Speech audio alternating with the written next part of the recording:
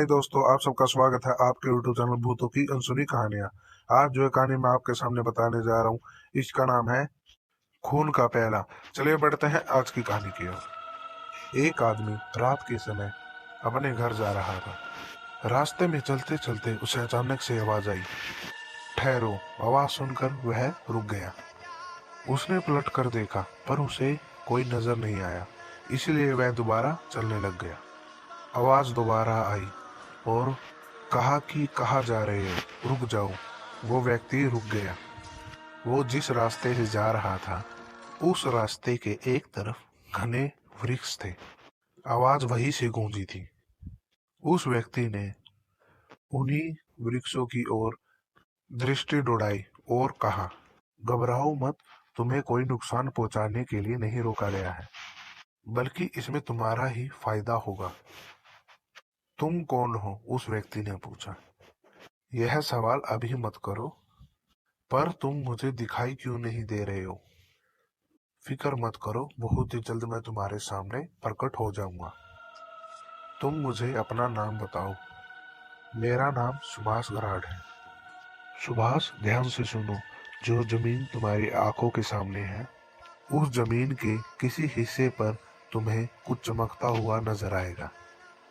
उसने वैसा ही कहा जैसा कि उससे कहा गया था, यानी उसने अपनी आंखों की नजर सामने वाली जमीन पर दौड़ानी शुरू कर दी।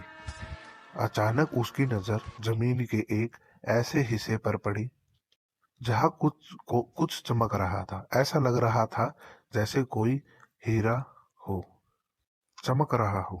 वह झट से उस चमकते हीरे की ओर भागा। जब वह चमकते हुए हीरे के पास पहुंचा तो उससे कहा गया कि यह चमकती हुई चीज हीरा है, तुम इसे उठा लो। फिर इसके नीचे जमीन की सारी मिट्टी खोद डालो। तुम्हें जमीन के नीचे से बहुत सारे जेवरात मिलेंगे। सच। सुभाष प्रसन्न हो गया। उसने चमक रहा हीरा अपनी जेब में रख लिया। फिर वह जल्दी जल्दी जमीन से मिट्टी खोदने में जुट गया। लगभग 2 फुट गहरी मिट्टी खोदने के बाद वह बुरी तरह डर गया और चीख मारकर अपना स्थान छोड़ने को विवश हो गया, क्योंकि गड्ढे में बहुत डरावना चेहरा दफन था। शायद किसी ने गर्दन काट कर सर वही दफन कर दिया था।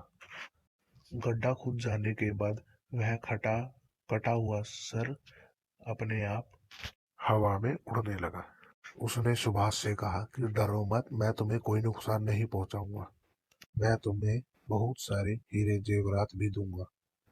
इतना खजाना दूंगा कि तुम्हारे आने वाली नस्ल बैठ बैठ कर खाना खाएगी। उसकी बातों से सुभाष के मन का भय खत्म हो गया, मगर उसे घबराहट बराबर हो रही थी। अब तुम ध्यान से सुनो, मैं जिस तरफ चलूं तुम उसी तरफ मेरे साथ साथ आना। ठीक है, सुभाष ने कहा, और फिर वह डरावना चेहरा पूर्व दिशा की ओर बढ़ने लगा। सुभाष उसके साथ पूर्व दिशा में चलता रहा। लगभग 1 किलोमीटर चलने के बाद वह कटा हुआ सर रुक गया। सुभाष भी रुक गया। उसने सुभाष से कहा, इस जगह की मिट्टी खोदो, हीरे और जवाहरात मिलेंगे। अच्छा, सुभाष खुशी से उछलकर बोला। फिर उसने जल्दी जल्दी वहां की मिट्टी खोदनी शुरू कर दी।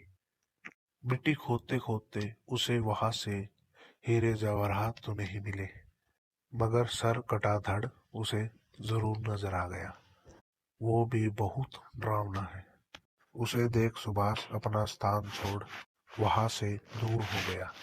तभी हवा में ठहरी उस डरावनी शकल ने कहा, डरो मत, यह मेरा शरीर है। सुभाष सूखे पत्ते की तरह थर-थर कांप रहा था। अब तुम्हें अंतिम काम करना है, इसके बाद मैं तुम्हें माला माल कर दूंगा। अब एक प्याला खून कहीं और से लेकर आओ। एक प्याला खून? वह भयभीत होकर बोला। मैं कहाँ से लाऊंगा? कहीं से भी। यह काम मेरे बस का नहीं है। उसने साफ इनकार किया। यह तो तुम्हें हर कीमत पर करना ही होगा, वरना फिर तुम्हें हीरे जवाहरात नहीं मिलेंगे। सुभाष सोचने को मजबूर हो गया। सोचो मत, काम जल्दी करो। मगर एक खून प्याला लाऊं कहाँ से? आओ मेरे साथ। डरावना चेहरा सुभाष को लेकर वहां से आगे बढ़ गया। वो दोनों वहां से काफी दूर आ गए। वहां पर उन्होंने देखा कि एक व्यक्ति जा रहा था। उसी वक्त उस डरावनी शकल ने कहा, इस आदमी का खून ले लो। मगर कैसे? इसका कोई भी अंग काट दो, लेकिन यह मुझे देख लेगा। अगर इसने मुझे पहचानते हुए पुलिस में रिपोर्ट कर दी तो मुसीबत आ जाएगी। तो फिर एक काम करो। क्या? सुभाष बोला, इसे जान से मार दो। सुभाष, नहीं नहीं, डर गया। क्यों? यह मुझसे नहीं होगा, कोशिश करो, सब होगा। नहीं, मैं इसे नहीं मारूंगा, तुम्हें इसे मारना ही होगा, डरावनी शकल ने कहा। मैं किसी कीमत पर इसे नहीं मारूंगा। अगर तुमने इसे खत्म नहीं किया तो ध्यान रखो, मैं तुम्हें इतनी बड़ी मुसीबत में डाल दूंगा कि तुम जिंदगी भर रोओगे। मुझे माफ कर दो, मैं इस आदमी को नहीं मार सकता। सुभाष गिड़गिड़ाने लगा। जल्दी करो सुभाष, कहीं ऐसा ना हो किसी और की मुसीबत तुम्हारे गल पड़ जाए। पर तुम एक खून का प्याला का करोगे क्या? मैं एक खून प्याला के बिना जीवित नहीं हो सकता। मुझे जिंदा होने के लिए एक प्याला खून जरूर चाहिए। सुभाष सोचने लगा। देर मत कर मूर्ख, डरावनी शकल ने क्रोध भरी स्वर में कहा। जल्दी जाकर इसे खत्म कर दो। इसी के साथ डरावने चेहरे ने सुभाष को खून का प्याला और एक खंजर दिया। खंजर सवार सुभाष उस व्यक्ति की ओर बढ़ा जो रास्ते से गुजर रहा था। शीघ्रता के साथ सुभाष ने उस व्यक्ति का गला काट उसे खत्म कर दिया। इसके घाव से बहते हुए खून का प्याला भर वह डरावनी शकल के पास गया। डरावना चेहरा प्रसन्न होकर उसे अपने साथ वापस अपने शरीर के पास लेकर गया। वहां पहुंचकर वह बोला, इस खून को मेरे शरीर पर डालो। उसके कहे अनुसार उसने खून के उसके शरीर पर उंडेल दिया। इसी के साथ शरीर उठकर खड़ा हुआ और तुरंत कटी गर्दन उस पर जुड़ गई। वह तो एक भूत तैयार हो गया था। अब सुभाष की हालत खराब होनी शुरू हो गई। भूत को देख वह बहुत घबराने लगा। भूत ने उसका मजाक उड़ाने जैसी मजाकिया अंदाज में उसकी ओर देखा। साथ में ही डरावने ढंग में कहा, खून का एक प्याला मुझ पर उंडेलकर तूने अपनी ही नहीं बल्कि पूरे शहर की मौत का दावत दे डाली। इतना सब सुनकर सुभाष के शरीर से पसीना उगल दिया। वह वहां से तुरंत अपना स्थान छोड़कर वहां से भाग गया।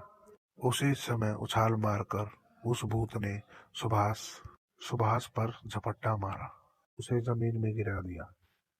मुझे बहुत भूख लगी है, मैं बहुत ज्यादा मांस खाऊंगा। मुझे छोड़ दो, मुझे जाने दो, तुम मुझे नहीं मार सकते। मार सकता हूँ तुझे, क्योंकि तूने ही तो एक प्याला खून मुझे दिया है। ना तू मुझे एक खून प्याला देता और ना ही मैं जिंदा होता, तो तुझे मरना ही होगा। इसी के साथ उस भूत ने नुकीली दांत के साथ उसके गले में गाड़ कर उसे खत्म कर दिया। फिर वह बारी बारी उसके शरीर को जगह जगह से खाने लगा। और ऐसी ही कहानी को सुनने के लिए हमारे चैनल को सब्सक्राइब करें। धन्यवाद।